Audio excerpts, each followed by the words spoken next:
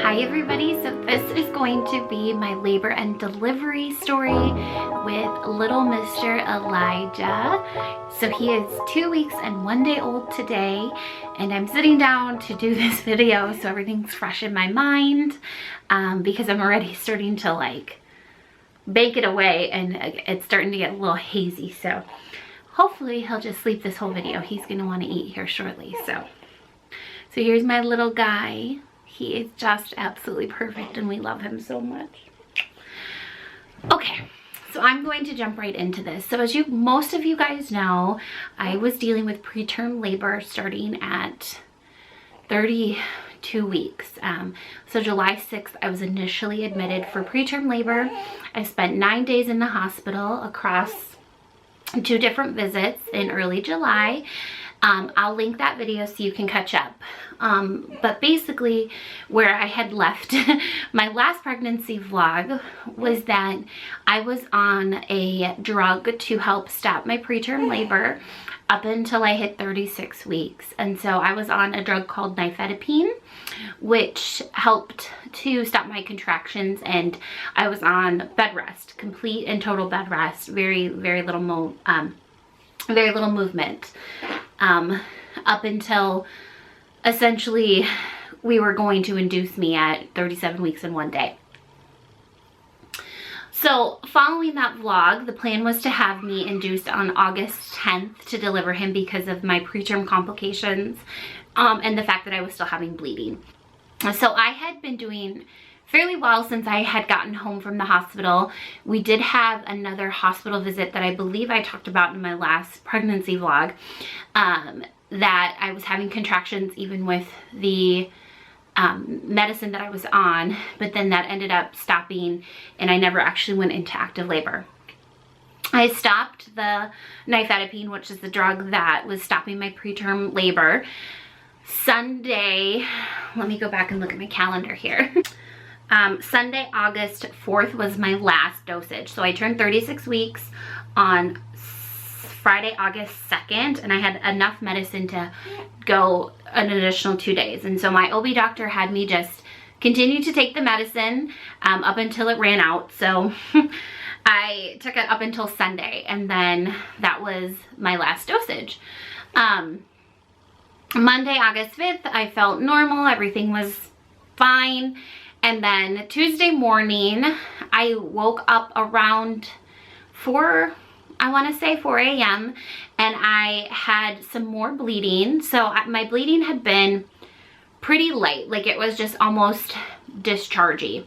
And I had had that ever since my very first hospitalization in early July. It never went away, which was why we were going to induce me, because we didn't know what exactly was causing the bleeding. Anyways, Tuesday, August 6th, I woke up around 4-ish to go to the bathroom, and I had more heavy like discharge, which was what had sent me to the hospital, you know, maybe about a week before that. So I knew that my cervix was changing because when I was triaged, they had told me that that's what was happening, that I was getting more of that discharge and clotting because my cervix was changing. I was having some contractions, but super irregular, and I just kind of felt off. So that was around 4, and then generally we get up around 6:30, and I had just all morning had more of that kind of discharge. I was scheduled to see my OB doctor already that day for my 36-week appointment, and so that morning Scott was supposed to go to work and work in the office, and I just told him, you know, I really think you should work from home today. I'm feeling kind of off, and I just am worried that I might go into labor, and I think it would be better for you to be home. Mama intuition is so real, you guys. I had this with Emma, or with Isabel, the night that I went into labor, or the next morning after when I went into labor with Isabel. That night as I was putting Emma to bed, I had this like strong feeling in my heart that was the last time I was gonna kiss Emma and put her to bed as the only child. And then Tuesday morning when I woke up, I had just kind of a really strong intuition that I was going to go into labor that day. I was hoping I was wrong because I really wanted to make it to 37 weeks. But I had this feeling I couldn't shake. I kissed Isabel goodbye that morning, and I had the same feeling that like that was the last time I was going to kiss her and she was going to be the baby of the family. So that morning I went to my doctor's appointment. I think my appointment was like 9 o'clock. My doctor checked me, and I had told her the symptoms that I was having, that I kind of felt off, and she went ahead and checked me, and I was 4.5 centimeters dilated, 80% effaced, and she could feel my water bag bulging at my cervix. And so she was like, you know, that could be there for a while, but she was like, I don't think you're gonna make it to Saturday, but I don't know. She had told me the plan was that if I did make it to Saturday, they would not give me Pitocin. They would just break my water because they could feel it, and that would put me into labor on my own. So I came home and I was nervous for sure because I was still having very sporadic contractions all day. Nothing that was measurable, but they weren't going away, and I could not get them to stop. With my preterm labor, when I was having contractions, if I would lay down and just be very still, I could generally get my contractions to stop. But on that Tuesday, I was having them very sporadically and I could not get them to stop. So, you know, she was like, it could, again, just go on for the next couple of days, or you could have him today. So I went home. Scott was working at home that day. I was still working at home from bed rest. And we just kind of spent the rest of the morning working and doing what we were doing. I did start timing my contractions because, like I said, they didn't go away. And they were super inconsistent. I would have some that were 3 minutes apart, then 5 minutes apart, then 10 minutes apart.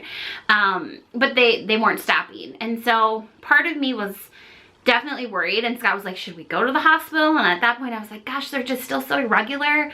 I don't want to go and then be sent home. And so nothing really was happening. So I just said, I'll keep timing them, and if they get close enough, we'll make a decision to go to the birth center.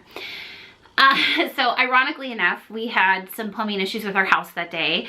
We had a plumber that was coming at noon to look at some of the issues that we were having. So the plumber got here at noon. And again, you guys, mom intuition is so very real. I was sitting working at my computer, and I decided to take a belly shot. I'm gonna take a look at the timestamp on it. And I was sitting there, and I just had this really strong, like, overwhelming feeling like I need to take a picture of me because this is gonna be the last belly shot I have. And that was at 12:02 p.m. So this is the picture. I'll post it in there with the timestamp. And it was 12:02 p.m. on August 6th. So I was sitting there working. I had a conference call at 1, and we had the plumber show up, and I hopped on the conference call, still having contractions, and started doing some work for this conference call that I was on and the things that I had to do. And I was sitting, you know, in my living room, and just, again, still having contractions, still feeling uncomfortable, and I'm working through all of my stuff. And I had to reach out to one of my co-workers about some of the work that was happening. And I'm sitting there, and all of a sudden I feel this pop. And it was like almost painful. So I got up to go to the bathroom. I was pretty sure that my water broke at that point, but I was like, yeah, I'm still gonna see. So I had to pee. And so I got up to go to the bathroom, and I did end up peeing, and then there was extra water too. So I was like, I think my water broke, but I'm gonna give it a minute. So Scott was downstairs, and I sent him a message like, hey, I think my water just broke. And I was on my conference call waiting to talk to a coworker. Scott was downstairs in his office, and he comes up, and I'm on the phone with my coworker. And at this point, I know for 100% certainty my water broke because my contractions ramped up like that. And I'm talking to my coworker about what I need him to do, or what I discovered in my testing that I was doing for this conference call that we were on. And Scott comes upstairs, and he's like, did your water break? And I said, yes, my water broke. And I'm talking to my coworker, and he's like, oh my God, oh my God. I'm like, oh, I'm not talking to you, I'm talking to my husband. And Scott's like, you need to hang up the phone, we need to go to the hospital. And I'm like, hang on, let me just finish what I'm saying, like a total crazy person. Anyway, so I hang up the phone, I called my boss and I'm like, hey, I'm in labor, I'm going to the hospital. The plumber is still here, he's not done with his work. And Scott looks at him and he's like, dude, we gotta go. My wife's in labor. Just call me when you're done. So we left the plumber here. And at this point, my contractions were starting to ramp up. Like I knew we were gonna have this baby. And I'm so glad that I told Scott to stay home because the plan was that if I went into labor, I was gonna drive myself to the hospital. With how quickly my contractions came on once my water broke, I would have not made it to the hospital. I would have had to take an ambulance to get there. And so I'm really, really glad that Scott was home. So he got all the bags in the car. I called the birth center and I told them, hey, my water just broke. I had a doctor's appointment this morning. I was 4.5 centimeters dilated, 80% effaced. I said, I know by now I'm probably about 7 centimeters dilated because I could tell by the pain of my contractions. And they said, go ahead and come in. So at that point, we got in the car. We made it out of our neighborhood to the main street and like about a half a block down, and my contractions were at that point so strong I could barely breathe through them. And I was in a lot of pain, and we live about 12 minutes from the hospital. Of course, we hit every red light on the way there, and I told Scott, I'm like, you're gonna need to just pull right up to the front because I know I'm at least 7 centimeters dilated. I might be further along. And my contractions at that point, we were timing them in the vehicle and they were about 2 minutes apart, if that. They were coming quick and back to back. And I was in a lot of pain with how quickly I was contracting. So we got to the birth center. Again, we live about 12 minutes away. Wasn't a super long drive. My water broke at like 1:40 around that time. We got to the hospital right shortly after 2. So Scott pulls up to the front of the hospital. I walk out of the car into the birth center, and the receptionist at the front desk goes ghost white because she could see how much pain I was in. I was breathing through my contractions, like hunched over like this, going and she saw me come through and she paged a nurse right away. And I made it up to the front and I'm hunched over on the desk and I'm like, tell her my name. My name's Kimberly Dodge. I just called. I'm in labor. I know I'm 7 centimeters dilated and I want an epidural. And she's like, okay. And the nurse automatically came around, paged a couple other nurses. And the nurse asked me as I'm contracting, I'm breathing through a contraction at this point. She's like, can you walk to the room? And I'm like, I'm not walking. I am not walking back to the room because I knew that if I walked, I would continue to dilate and I would not be able to get an epidural. So I'm sitting there and I tell the nurse, I'm like, I'm 7 centimeters dilated. I know I'm 7 centimeters dilated and I want an epidural. Please call for an epidural. So she gets me in a wheelchair. They didn't even triage me. They walked me right back to a labor and delivery room because they could tell I was in very active labor. We get to the labor and delivery room. I'm like peeling my clothes off of me. There's 3 nurses there. There's one trying to hook me up to a machine. There's one trying to start an IV. There's one asking Scott all these questions. And it was literally such a whirlwind. I honestly don't even know how my clothes came off. I just remember standing there and my clothes were gone and I'm in a hospital gown. And the contractions that, again, were so strong. They were probably the most painful contractions I've ever had with any of my labors. With Isabel, when I got to the hospital, I was 7 centimeters dilated, but my contractions were like 4 minutes apart.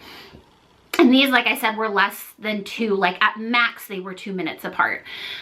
So they were very back to back and very hard for me to breathe.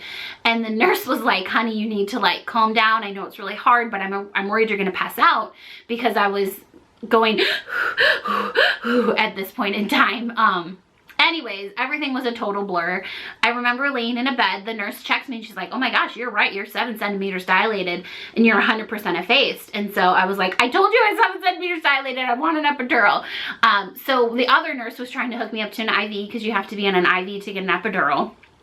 And I could not stay still. She's trying to get me to stay still, but my contractions were coming so fast that I literally was like, I'm trying my best to stay still, but I can't. So she's poking me. There's blood everywhere, all over my hand from trying to get the IV connected. And it was literally such a blur. The other thing that happened as I was changing, I had a pad in my underwear and they noticed that I had meconium in my water.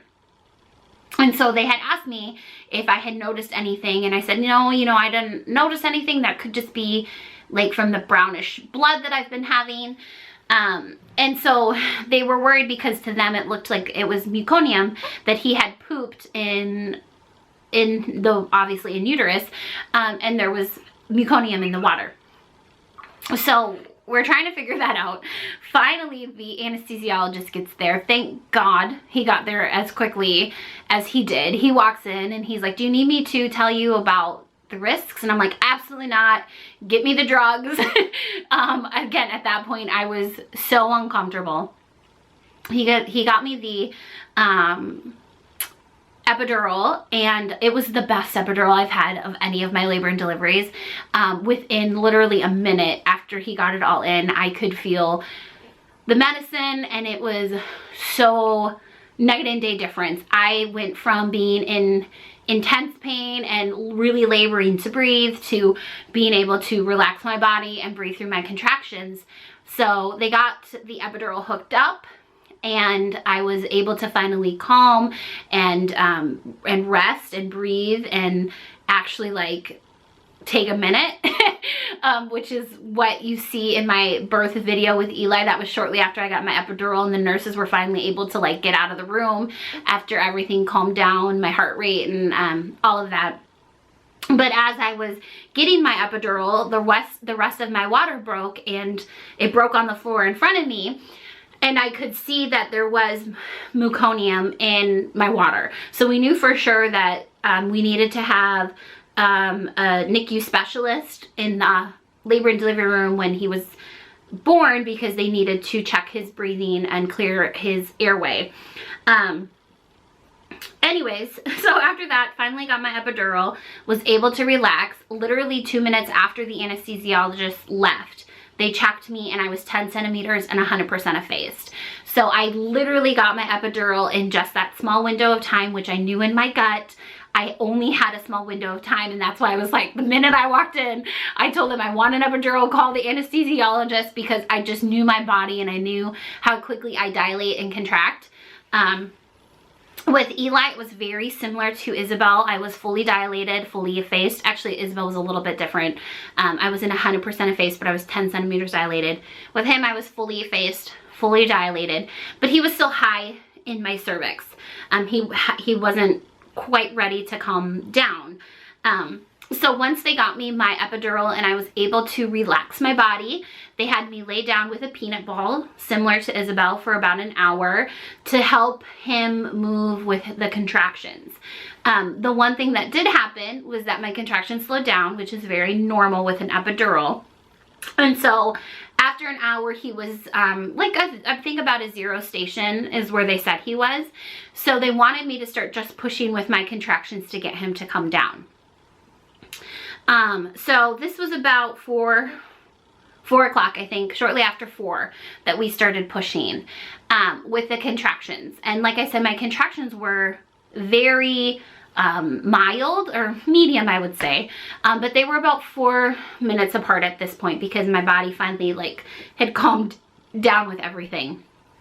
I started pushing, and Eli was my easiest baby to push. With both of my girls, I pushed for over 2 hours.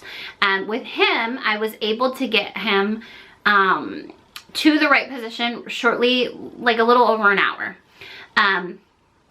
We did lots of different things to get him to calm down, but just like with all my babies, he had a big head, and with this little guy, he was sunny side up. So babies are supposed to be face down when they come, and he was face up, meaning sunny side up. So it was a little bit more difficult to push him, again, under my pelvic bone.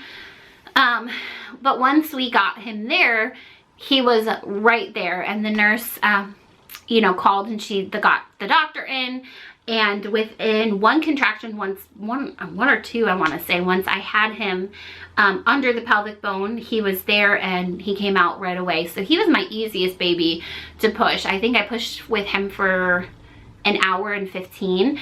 And had he been face down like he should have been, it would have been much easier. But because he was face up, he gave me a little bit of a challenge. But I would say my labor and delivery with him was the most calm and peaceful experience. So ironically enough, this was the first delivery where it was just Scott and I in the delivery room.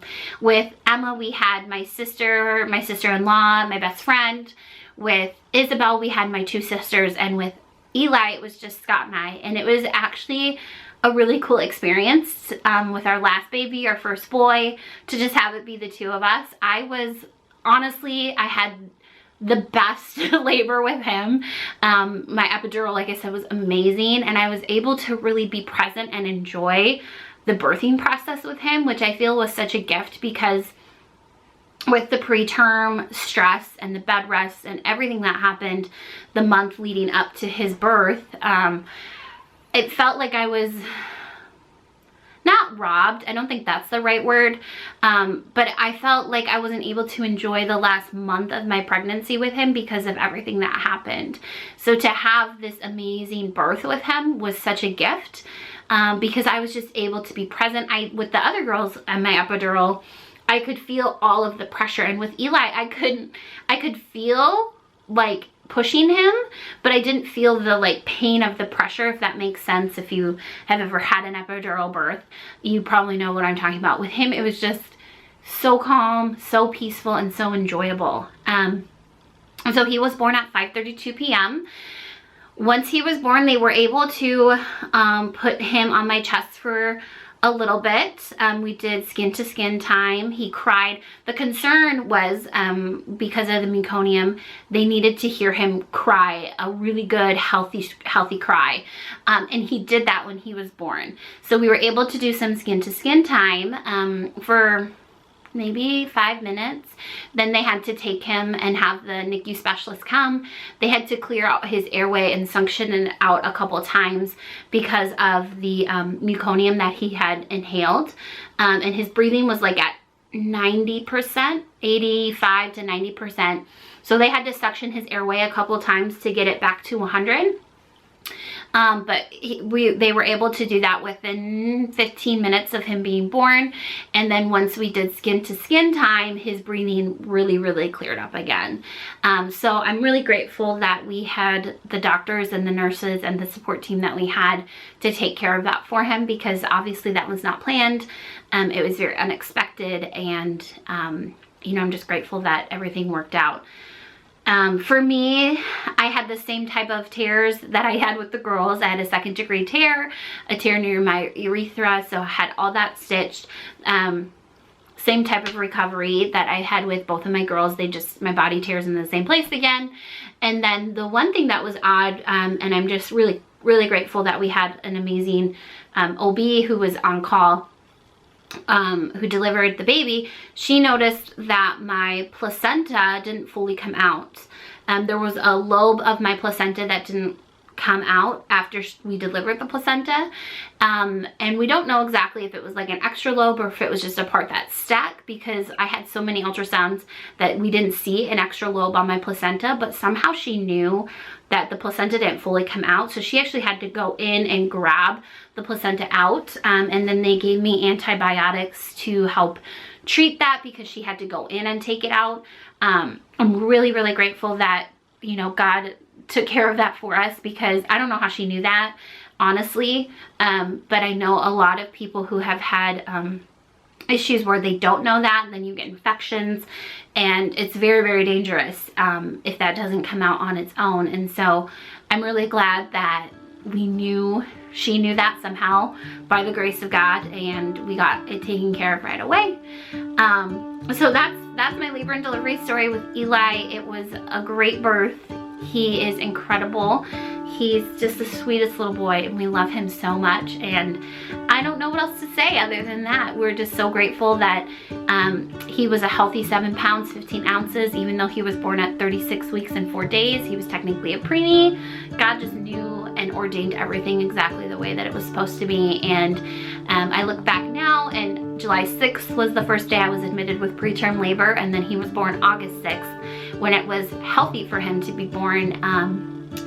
And we're so blessed. So thank you guys for all your congratulations. If you have any questions of anything that I missed, go ahead and leave it in the comments below, and we'll see you guys in our next video. Thanks for watching. Bye.